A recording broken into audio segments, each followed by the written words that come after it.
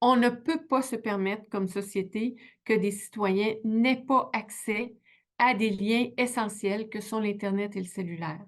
L'Abitibi-Témiscamingue aura-t-elle accès un jour à un réseau cellulaire aussi performant que celui des grands centres? Eh bien, pour le moment, il y a un manque à gagner, puisqu'il reste plusieurs secteurs avec un faible accès au réseau dans la région, mentionne la préfète de la MRC du Témiscamingue. Notamment près de Kipawa, près du parc Opémican. Je pense aussi à toute la route, qui passe par, la Verlechère-Anglier, secteur Anglier. Ce sont des zones, très, où il y a beaucoup de monde, où il y a beaucoup de circulation, très mal desservies. Le gouvernement du Québec travaille à connecter la région puisqu'elle fait partie de la deuxième phase du plan de déploiement du réseau dans la province, annoncé la semaine dernière. Le gouvernement a le devoir de s'assurer que l'ensemble des Québécois y ont accès, selon Mme Bolduc.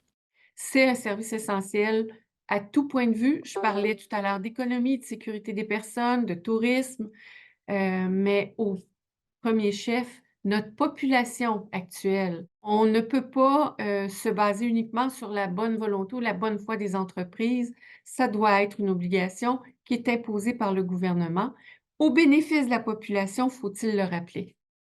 Pour le président du GIRAT, il y a une nuance à apporter. Lui-même a fait partie de l'initiative Mobilaté qui a accompli des pas de géant sur la connectivité de la région, selon lui.